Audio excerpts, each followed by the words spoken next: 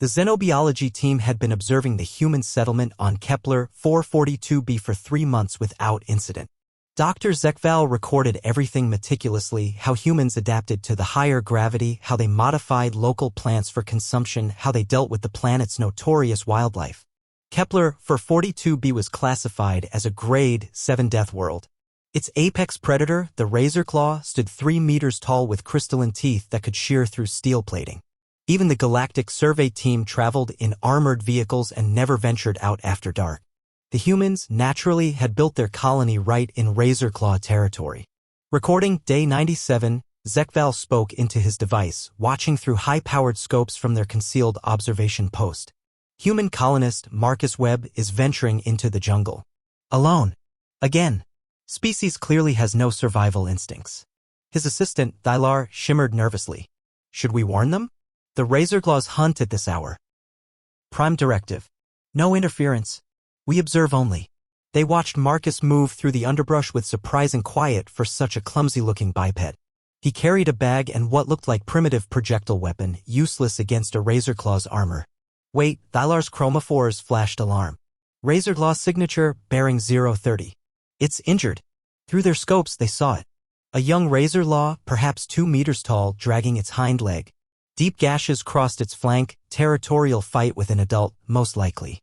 It was dying, too weak to hunt, too slow to escape other predators. Natural selection in action, Zekval noted. The human should retreat. Even wounded, a razorclaw can. What is he doing? Marcus had stopped, studying the creature from behind a tree. The razorclaw had noticed him too, bearing those terrible crystalline fangs in a threat display that would send most species fleeing. Marcus reached into his bag. Is he pulling out food? Thylar's voice pitched high with disbelief. The human tossed something toward the razorclaw. Meat. Raw meat from their supplies. The predator sniffed suspiciously, then devoured it in 2 bites. Fascinating, Zekval muttered. Mercy behavior. Some species show compassion even to it. Marcus threw another piece. Then another. Each toss bringing the food slightly closer to himself. No, Thylar whispered. He's not. He can't be.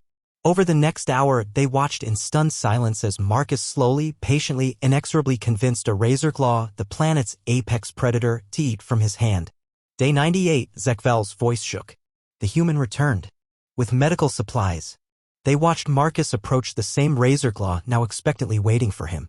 The creature growled when Marcus touched its injured leg, but didn't attack. Somehow, impossibly, the human cleaned and bandaged the wounds. Day 105. The razorclaw followed the human back to the colony. Day 112. The colonists have named it Spike. It sleeps outside Marcus's habitat. Day 120. It allows human children to touch it. Day 135. It brought the humans a kill. They praised it. Day 147. Another razorclaw approached the colony. Spike defended the humans. Nearly died. The humans gave medical treatment. Both razorclaws now guard the colony. Day 203.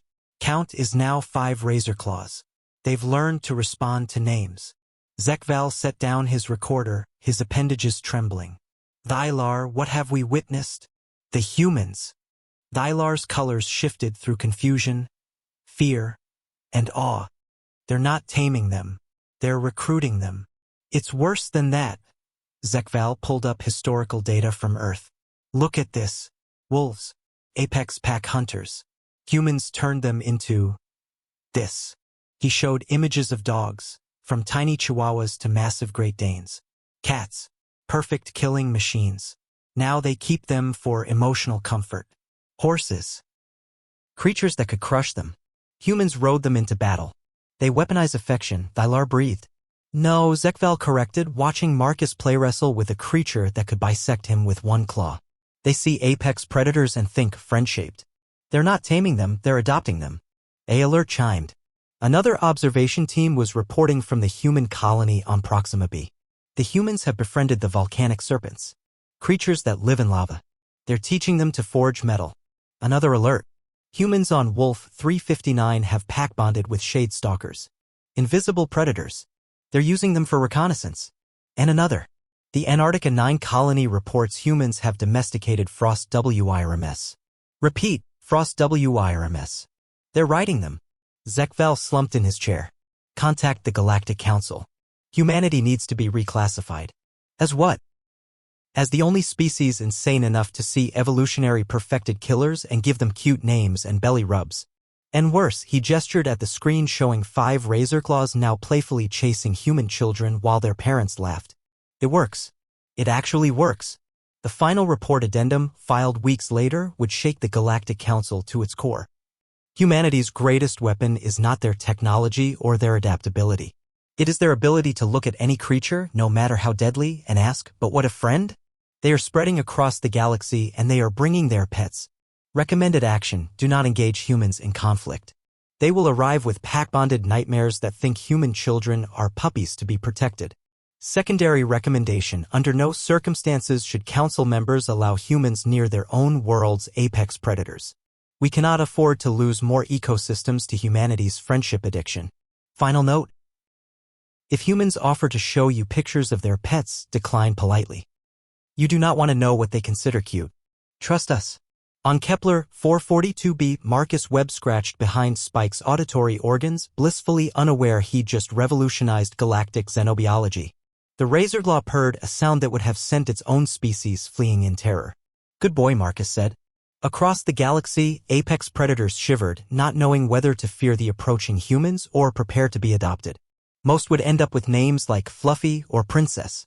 They'd even grow to like it.